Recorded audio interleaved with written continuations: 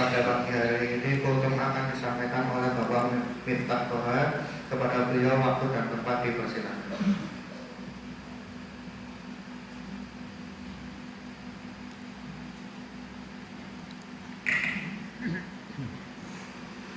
Assalamualaikum warahmatullahi wabarakatuh. Alhamdulillahilladzi ahyana ba'dama amatana wa ilaihi nusyur. Wassalatu wassalamu ala nabiyyina Muhammad wa ala alihi wa ashabihi wa man tabi'ahum bi ihsanin ila yaumiddin.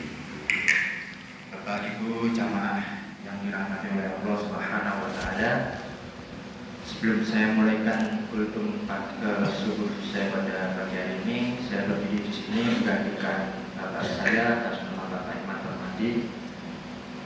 Saya selaku anaknya diminta untuk menggantikan beliau, maka insya Allah saya akan melaksanakan amanah daripada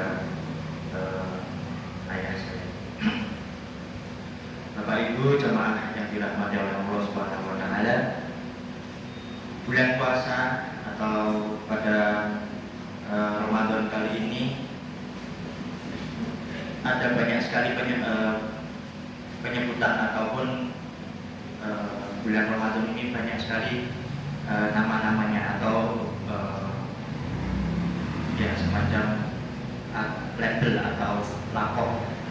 Di antaranya ialah Syahrul Tarbiyah atau bulan pendidikan, yang mana pada bulan ini banyak ataupun paling tidak ada beberapa hal yang dilatih kepada diri kita supaya kita menjadi umat ataupun orang umat yang terbaik.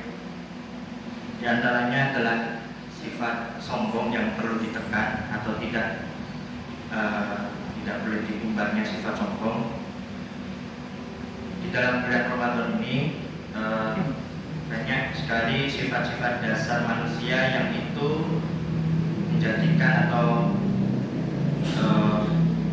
membuat manusia ini lemah atau kurang berdaya, seperti tidak hanya mungkin sombong, mungkin ketika marah ataupun ibadah dan lain sebagainya. Sifat-sifat tersebut haruslah ditekan, karena untuk menjadi insan kamil itu prosesnya sangatlah panjang atau berat. Di antaranya yaitu menjaga mulut, menjaga amarah supaya tidak lepas begitu saja di bulan Ramadan ini.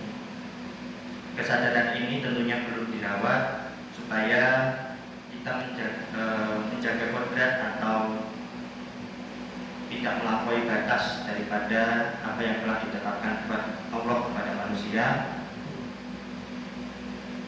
Bila sifat-sifat yang sekiranya tadi telah disebut, layaknya kesombongan, ghibah dan lain sebagainya itu di luar kendali, maka sifat-sifat negatif lainnya akan muncul dengan spontan dan pastinya tidak akan menimbulkan sifat-sifat yang baik. Layaknya air yang diteteskan noda, bila satu noda saja itu mengenai air tersebut, maka itu akan memperkeruh air dari noda yang telah dimasukkan ke air tersebut. Kesombongan yang pada kesempatan kali ini akan saya bahas telah diwanti-wanti atau telah diperingatkan daripada Allah Subhanahu wa taala dalam Quran. Wala tahus a'udzubillahi minasyaitonir rajim wala tusaqqir qaddaka lin-nasi wala tamshi fil ardi marhan innallaha la yuhibbu kulla mukhtalin fakhur. Yang artinya, janganlah engkau memalingkan daripada wajahmu ke manusia, dan janganlah kamu berjalan di muka bumi ini dalam keadaan sombong. Sesungguhnya Allah tidak menyukai orang yang sombong lagi berbangga diri. Dalam salah satu tafsir, dalam penafsiran atau dalam tafsir At-Tanwir disampaikan bahwasanya ayat tersebut memerintahkan manusia untuk rendah hati. Dapat dimaknai dalam tafsir At-Tanwir bahwasanya hadapilah manusia dengan wajah sebagai bentuk rendahan hati, dan janganlah memalingkan mereka dengan hanya memperlihatkan satu sisi wajah sebagaimana yang telah dilakukan orang-orang sombong. Dalam tafsir ini kita dapat mengingat atau mungkin bisa boleh mengingat lagi bahwa telah banyak kisah-kisah daripada orang terdahulu itu menunjukkan sifat sombongnya, tidak mengendalikan sifat sombongnya, yang pada akhirnya naudzubillah menjadikan orang tersebut menjadi orang yang kurang beruntung, orang yang bahkan mohon maaf dilaknat oleh Allah selayaknya Fir'aun dan Qarun, di mana Fir'aun sendiri pernah menyebutkan bahwa dia sebagai ana rabbukumul a'la, akulah Tuhan daripada kamu yang paling tinggi. Sampai-sampai Fir'aun dengan kesombongannya itu mengakui bahwa dirinya Tuhan, tidak mengontrol kesombongannya, tidak mengontrol kata-kata atau mulut yang ia punya, maka akhirnya ia terjerumus dari pada kesombongan yang lebih atau ke batilan yang lebih, yakni mengaku dirinya Tuhan.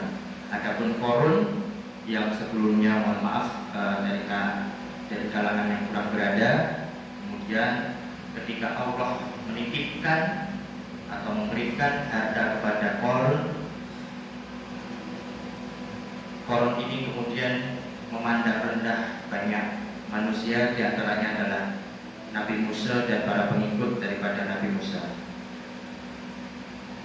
Maka dapat diambil hikmah, ibrah atau pelajaran daripada dua kisah atau dua insan terdahulu, dua orang terdahulu yang tadi saya sebutkan, bahwasanya perlunya kita menjaga sifat kita atau menjaga diri kita supaya tidak lepas kendali di bulan Ramadan ini, menjaga Ramadan, syukur bisa dipertahankan di 11 bulan lainnya supaya kita menjadi sebaik-baik umat seperti yang telah disebutkan dalam Quran surat Al-Imran ayat 110, kuntum khairu ummah ukhrijat linnas ta'muruna bil ma'rufi wa tanhauna 'anil munkar wa tu'minuna billah, yang artinya kalian adalah sebaik-baik umat yang itu berasal daripada manusia, yang mana itu mengajak kepada kebaikan dan mengajak kepada keburukan, serta memiliki syarat untuk harus beriman kepada Allah. Semoga kita, Bapak, Ibu, jamaah yang dirahmati oleh Allah Subhanahu wa taala, termasuk daripada umat yang telah disebutkan oleh Allah Subhanahu wa taala dalam Quran surat Al-Imran ayat 110. Mungkin cukup sekian dari saya. Apabila banyak salah kata, salah ucap, saya mohon maaf yang sebesar-besarnya. Wassalamualaikum warahmatullahi wabarakatuh.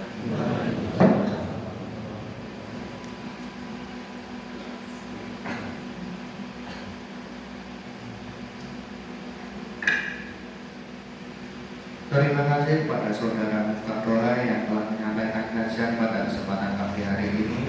Semoga ilmu yang telah disampaikan membawa